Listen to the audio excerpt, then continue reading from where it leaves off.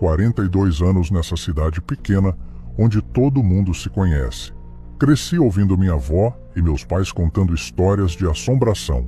Tinha lobisomem, corpo seco, saci, essas coisas do folclore. Mas para falar a verdade, nunca dei muita bola para isso não.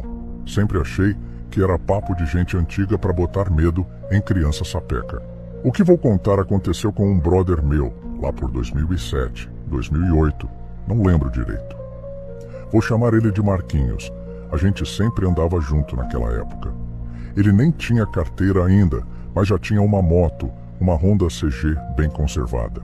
Naquele tempo a galera toda se encontrava na Praça Matriz. Era o point da cidade, sempre lotado de gente, bem diferente de hoje em dia, que tá mais parado. Foi numa sexta-feira dessas de praça cheia que tudo aconteceu. A gente estava numa rodinha conversando na frente da igreja, quando o Marquinhos me cutucou. "Ô, tô de olho naquela mina ali, ela tá me dando mó moral", ele disse, apontando discretamente. Era uma menina que eu não conhecia, devia ser de São João da Boa Vista. "Vai fundo", incentivei. Eles ficaram de papo um tempinho ali perto e depois ele veio me avisar que ia dar uma volta de moto com ela. A noite estava clara por causa da lua cheia. Isso eu lembro bem porque foi a primeira coisa que notei quando ele voltou. Nem meia hora depois, vi a moto dele chegando. Naquela época ninguém usava capacete, então dava para ver bem que era ele. A menina desceu meio esquisita, saiu andando toda torta em direção às amigas dela. Parecia estar em pânico. O Marquinhos veio na minha direção, mas cara, nunca vi ele daquele jeito. Tava branco que nem papel, tremendo, suando frio. Não conseguia nem falar direito, só gaguejar. Pensei que ele tinha feito alguma besteira, mas quando perguntei, ele só balançou a cabeça. Levei ele para sentar num banco da praça e esperei ele se acalmar um pouco.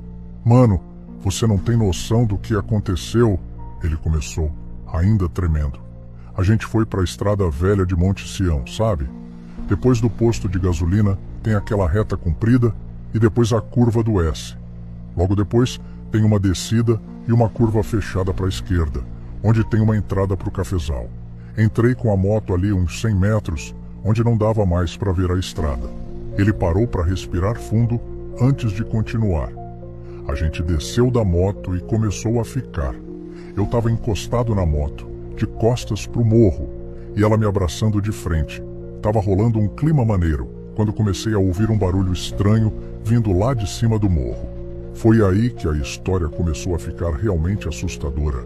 O Marquinhos descreveu um barulho pesado, como se algo enorme estivesse correndo entre os pés de café, quebrando galhos. Os arbustos se mexiam com força, marcando o caminho da criatura que ele não conseguia ver direito. No começo, whatever, podia ser uma vaca perdida, né? Mas aí a coisa começou a descer o morro na direção deles, em zigue-zague. "Mano, aquele troço vinha quebrando tudo. Parecia um trator descendo o morro", ele continuou, a voz falhando. "Os pés de café dobravam que nem capim com a força. A menina começou a gritar pra gente ir embora. Pulei na moto e dei a partida enquanto ela subia. Por sorte pegou de primeira, mas eu estava tão nervoso que errei a embreagem e a moto morreu depois de andar 1 metro. Nessa hora, o Marquinhos já estava quase chorando, contando: "Foi esse metro que salvou nossa vida. O bicho passou voando por trás da gente, rolou o morro abaixo. Cara, a respiração dele parecia um touro bravo, mas muito maior. Quando bateu no chão, fez um barulho que parecia que ia rachar a terra. Aí a menina começou a gritar no meu ouvido: 'É lobisomem! Eu vi!' Ele olhou para mim. Ela estava histérica, chorando, gritando para eu dar no pé. Liguei aquela moto e saí cantando pneu. Nem vi se tinha buraco na estrada, só parei aqui." Quando ele terminou de contar, comentei sobre a lua cheia. Se fosse outro dia, talvez eu não acreditasse. Mas o estado dele e da menina, impossível fingir aquele terror. Mas a história não acaba aí. No dia seguinte, a gente estava de novo na praça quando chegou o Zeca, que namorava uma menina em Monte Sião. Era umas 1h da manhã quando ele chegou todo agitado. "Vocês não vão acreditar no que eu vi voltando para cá."